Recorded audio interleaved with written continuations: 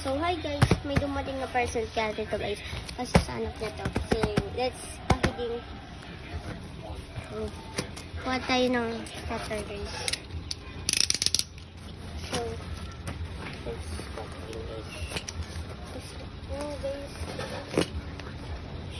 Siya nagpabukas sa akin guys kasi lumubo siya guys. Wala siyang time na pumukas dito guys. Kaya ako na lang guys yung buka.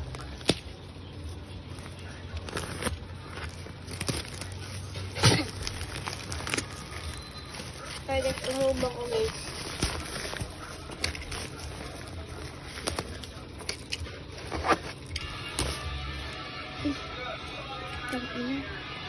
Ano ko siya? Ano ko?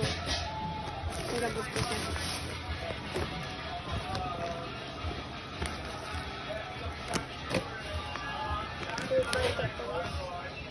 So, yun siya guys.